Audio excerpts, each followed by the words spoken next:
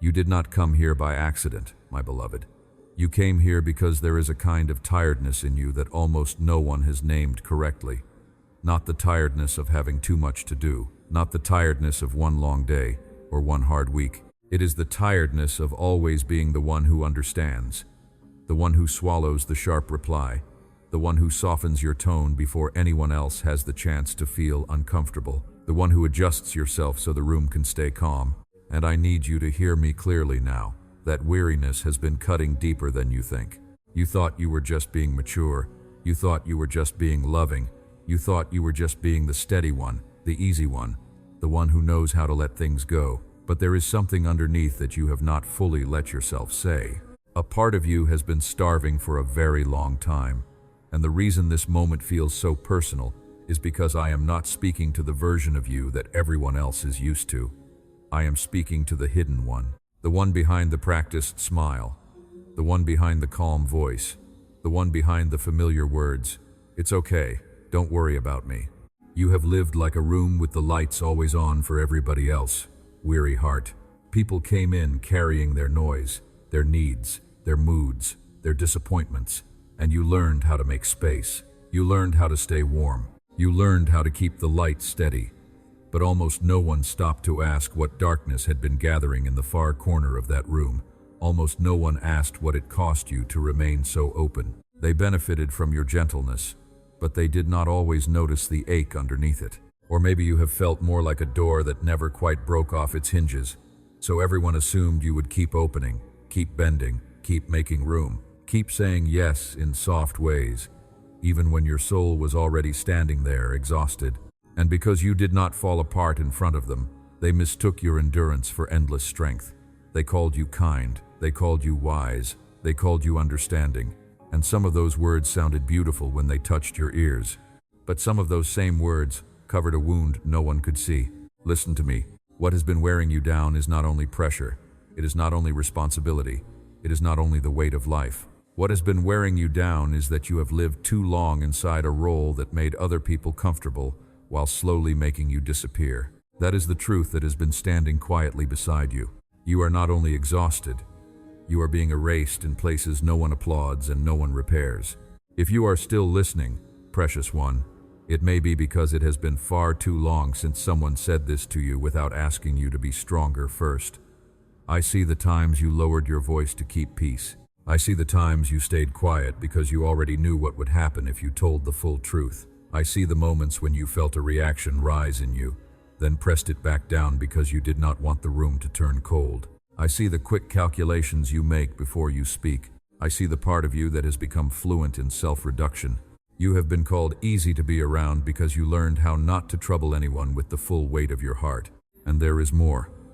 That is not the deepest part yet. The deepest part is this. It is not only that you have endured too much, it is that somewhere along the way, you began to believe this was the only shape love was allowed to take in your life. That maybe being loved meant being low maintenance, being chosen meant being uncomplaining, being kept meant being careful. You have not simply been carrying too much. You have been learning the wrong language of love, and it has been spoken to you so often that it started to sound normal.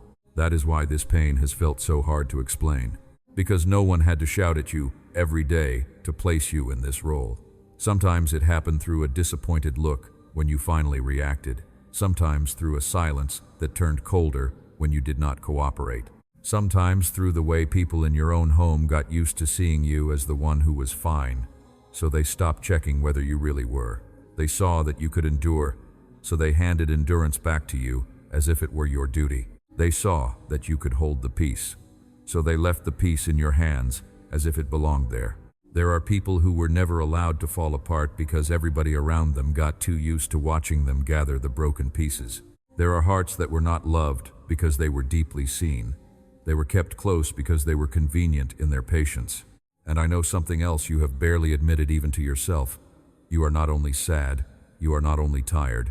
There is a buried anger in you, gentle soul, a quiet, swallowed anger. Not because you are cruel, not because you are ungrateful, but because you were almost never given permission to be the one with needs. You were allowed to comfort, allowed to absorb, allowed to understand, allowed to carry. But needing something yourself felt dangerous. It felt costly. It felt like becoming a problem. So you learned to be good. You learned to be measured. You learned to be agreeable. You learned to ache in private. And I have seen every bit of it. I see you when you go quiet. I see you when you smile anyway. I see you when you say, "I'm okay," just to keep someone else from feeling guilty. I see what you did not say. I see what you were not allowed to become in front of other people. I see what it took to remain the gentle one. And what is dangerous now is not only that you have grown used to enduring, it is that you have started to call this your nature, your personality, your role. This is just who I am. No, my dear one. Some of what you call your personality was shaped by the fear of what would happen if you ever stopped making life easier for everyone else. I am not only here to soothe you tonight, I am here to show you why your soul has become so tired. Then stay with me here, because I am not only seeing your pain, I am seeing the life that keeps producing it. You know that morning wait, before your feet touch the floor, before the room is fully awake, before anyone asks you for anything, something is already sitting on your chest. Not always panic, not always tears, just that old heaviness, that bracing, that feeling that the day has not even begun, and yet some part of you is already preparing to manage other people. You open your eyes, and your mind starts moving before your body is ready. Who will need you today? Who will be disappointed if your voice sounds tired? Who will feel pushed away if you are too quiet? Who will become uneasy if you are honest about how little strength you have left? This is not just stress, my dear one. This is emotional vigilance. You have lived so long reading the room, softening your tone, and carrying the feelings of others that your exhaustion does not begin at night. It wakes up with you, and almost immediately you put on the face that can be used. The calm face, the steady face, the version of you that makes the room easier to live in. You may not be crying. You may not be falling apart, but you are already editing yourself before the day even touches you. You walk into the kitchen with your body still feeling hollow. You answer a message kindly when what you really want is silence. You listen to somebody talk about their stress, their schedule, their frustration, and you make space for it because that is what you always do. And sometimes no one asks how you slept. No one asks what your night felt like. No one asks whether you woke up already tired of having to be careful with yourself. I see that. I see how practiced this has become. And I see that moment too, when someone asks, "Are you okay?" Not as a place to rest, but as a polite gesture, not in a way that can hold the truth. So you answer, "I'm okay," quickly, smoothly, almost by reflex. Not because you want to hide, not because you enjoy being unseen, but because you learned that honesty changes the room. It creates discomfort. It asks something back. And too often, people only want an answer they can carry easily. So, "I'm okay" became a survival skill. Then later, when no one is watching, the truth arrives in quieter ways. In the bathroom, in the car, at the sink, on the edge of the bed with your face turned toward the wall. And there is no dramatic collapse, no loud unraveling, just a quiet emptying, a sinking, like something in you has been poured from all day until there is almost nothing left. That kind of pain is easy to dismiss because it is so silent. If you are still functioning, you tell yourself maybe it does not count. If you are still answering, still cooking, still showing up, maybe it is not serious enough to name. But I name it. I know what silent suffering looks like, and I know the ache of being remembered, mostly when someone needs something. You are the one they call when things are messy, when feelings are high, when plans fall apart, when somebody needs the patient voice, the reasonable mind, the steady shoulder. You are needed in tension, trusted in crisis, reached for when everything feels fragile. But when you go quiet, when you stop reaching outward, when you no longer have warmth to hand out, the world can grow strangely less aware of you. Not always cruel, just used to you. That is its own loneliness, because it can make you feel less like a person and more like a resource, less like a soul and more like a function. And this pain has layers. It is in your body, in the heaviness behind your eyes, in the tiredness sleep does not fully touch. It is in your mind, in the way you measure words before you speak them. It is in your silence, in the shame of not even knowing what you would ask for if someone really wanted to care for you. And it has reached your identity too, because sometimes you do not just feel tired, sometimes you feel reduced, as if your place in the lives around you has slowly become keeping everyone else comfortable. You still sit at the table, you still remember birthdays, appointments, medicines, moods, details, little things nobody else keeps track of. You still laugh in the right places. You still keep the atmosphere from turning heavy. You still notice who is uncomfortable before they say a word. And all the while, something in you is quietly asking, who notices me when I am not useful? Who sees the part of me that is tired of always being the one who understands? I have heard the words you keep swallowing. I am tired today. I do not want to be the one who gives way again. I have limits too. I am not as okay as people think. Why do I only seem good when I am enduring? Why does love feel safest when I ask for almost nothing? Those words have lived inside you for years. And there is another truth, weary heart. People have leaned on your patience, your restraint, your willingness to absorb, your habit of understanding. They have rested in the calm you created, but very few have stopped to ask what that calm has cost you. Very few have learned how to carry you back. So you yielded because tension felt dangerous. You stayed quiet because disappointment in someone's eyes felt heavier than your own pain. You smiled because the room was getting tight. You softened because you were used to saving everyone else from discomfort. Do you see the pattern? Something taught you that being easy to carry was safer than being fully known. Something taught you that being agreeable made you easier to keep. Something taught you that if you became too honest, too tired, too needy, love might pull away. And that is where I am taking you next. Because some wounds do not shout, but they still place a sentence over your life. A hidden verdict. A quiet judgment you start living under without even realizing it. I am about to name it. And now, my dear one, I need to show you what pain has been saying behind all of this. Pain did not only wound you, it spoke to you. It repeated certain thoughts until they stopped sounding like fear and started sounding like truth. It sat beside your loneliness so long that its voice began to sound like your own. But not everything you believe about yourself was born from truth. Some of it was born from hurt. One lie sounded like this: if you have needs, you become a burden. You learned that slowly. Every time you were sad and someone called you too sensitive. Every time you were tired and met with irritation instead of tenderness. Every time you needed comfort and the room grew cold. So you pulled back. Then you hid your need. Then you began to question whether you even had the right to need at all. That is how wounds distort a person. They do not only make you ache, they make you doubt your own humanity. Another lie sounded softer, but it cut deep. You are loved more when you are easy. So you confused approval with love. You confused being useful with being cherished. You confused being needed with being safe. You thought peace meant love. You thought being low maintenance meant being valuable. But being convenient was never the same as being deeply loved. Being easy to handle was never the same as being truly held. Then came another lie. If you tell the truth about how you feel, everything will break. So you began to fear your own honesty. You treated your feelings like danger, like if you spoke too truthfully, the whole room would tighten, shift, or turn against you. But your feelings were never the real threat. The deeper problem was that you were in spaces that taught you to fear your own inner life. What hurt you was not your emotion. What hurt you was learning that other people's comfort had more permission than your truth. And then there was the lie that dressed itself like strength. You are strong, so you do not need help. But that was not healthy strength. That was survival. That was what happens when a person has to carry themselves for too long.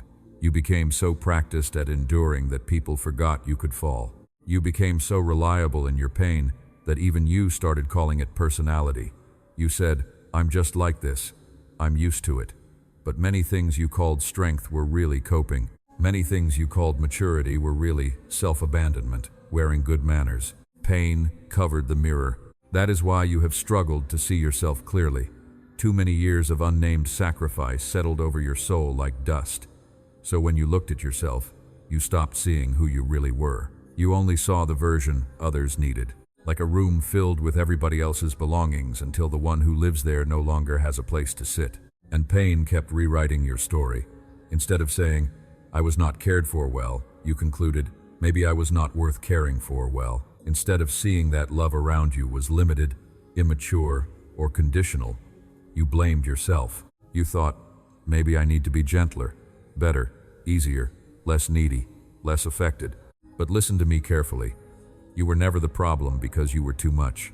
The problem is that you stayed too long in places that only knew how to love the useful parts of you. Even Martha carried a version of this ache, a soul so busy serving, so used to holding everything together, that she could begin to confuse burden with worth. I have seen this in human hearts for a very long time. When service hides exhaustion, people begin to believe their value lies in what they carry. But the voice of your wound is not my voice. Pain told you to disappear to keep love. I never asked you to vanish to be held. Pain told you silence was safer than honesty. I did not create your heart to live buried alive. Pain told you needing less made you worth more. I never measured you by how little you asked for. Pain told you endurance was the highest form of goodness.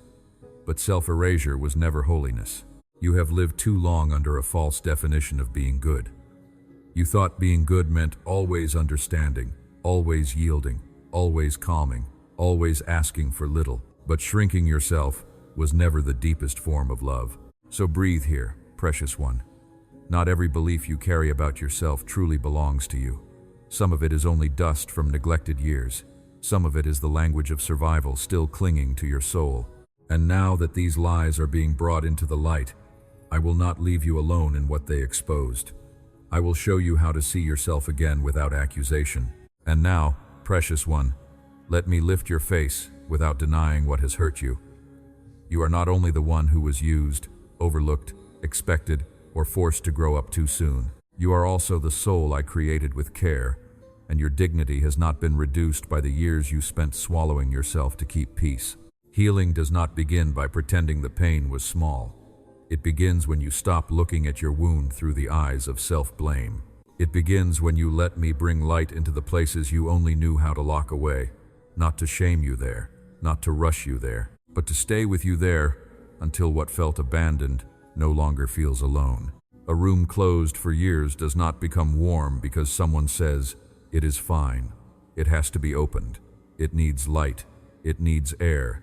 It needs the old dust to be stirred and carried out. Your inner life is like that. I am not forcing the door open. I am opening it gently with you. I am not demanding instant wholeness.